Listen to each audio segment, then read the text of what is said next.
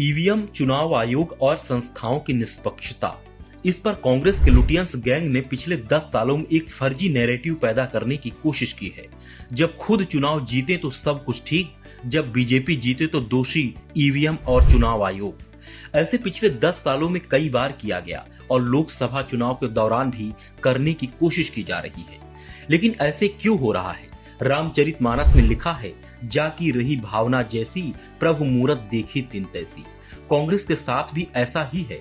उसने संस्थाओं का इतना दुरुपयोग किया है कि उसे लगता है कि दूसरे भी ऐसा ही करते हैं।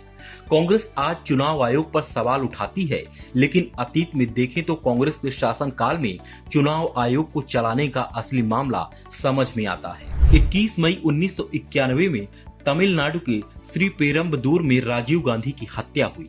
चुनाव आयोग के नियम यह कहते हैं कि यदि चुनाव के दौरान किसी उम्मीदवार की मृत्यु हो जाती है तो उस विशेष सीट पर चुनाव रद्द कर दिया जाता है और बाद की तारीख में कराया जाता है। सिर्फ एक सीट के लिए पूरा चुनाव स्थगित करने का कोई नियम नहीं है। फिर भी राजीव गांधी की हत्या के बाद पूरा चुनाव 3 सप्ताह के लिए स्थगित कर दिया गया था। तब कम से कम 7 मुख्यमंत्रियों ने चुनाव स्थगित करने का कड़ा विरोध किया, लेकिन चुनाव आयोग नहीं माना। तब के चुनाव आयुक्त टी.एन. शेषन ने कांग्रेस की वफादारी में ऐसा किया और इन 3 हफ्तों का इस्तेमाल कांग्रेस पार्टी ने सहानुभूति वोट पाने के लिए किया। हत्या से पहले जिन सीटों पर चुनाव हुआ वहां पार्टी को भारी नुकसान हुआ था, लेकिन हत्या के बाद कांग्रेस का प्रदर्शन काफी अच्छा रहा। बाद में वफादारी का इनाम देते हुए कांग्रेस ने टी.एन. शेषन को लाल कृष्ण आडवाणी के खिलाफ गांधीनगर से लोकसभा चुनाव का टिकट दिया। इस लिस्ट में सिर्फ शेषन ही नहीं, एम.एस. गिल और नवीन चावला जैसे नाम भी आते हैं। एम.एस. गिल 1996 से 2001 तक देश के मुख्य चुनाव आयुक्त रहे। बाद में वह कांग्रेस के टिकट पर राज्यसभा गए। 2004 से 2016 तक वह कांग्रेस के सांसद रहे।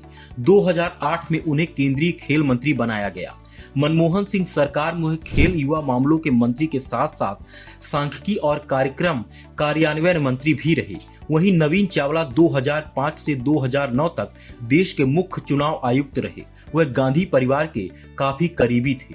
1977 में भारत सरकार ने आपातकाल के दौरान हुई सभी ज्यादतियों की जांच के लिए सरकार के पूर्व मुख्य न्यायाधीश जे.सी. शाह की अध्यक्षता में एक आयोग गठित किया था। शाह आयोग द्वारा प्रस्तुत रिपोर्ट में नवीन चावला के खिलाफ गंभीर टिप्पणियां की गई थीं। जब आपातकाल लगा तब चावला दिल्ली के उपराज्यपाल किशन चंद के निजी सचिव थे।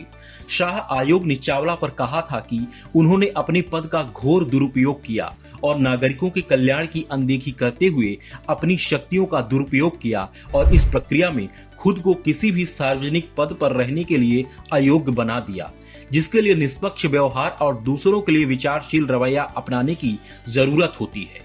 सत्ता के लिए अपने लालच में उन्होंने कमांड और प्रशासनिक प्रक्रियाओं के सामान्य चैनलों को पूरी तरह से नष्ट कर दिया।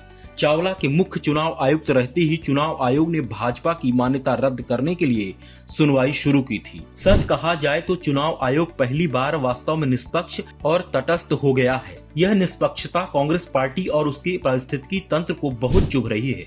इसलिए कांग्रेस के लुटियंस गैंग में जो लोग आज के चुनाव आयोग पर सवाल उठाते हैं, वे वास्तव में उन दिनों को याद कर रहे हैं जब उन्होंने अपने पक्ष में परिणामों में हेराफेरी करने और अपने शासन को कायम रखने के लिए संस्थानों का बेशर्मी से इस्तेमाल किया था।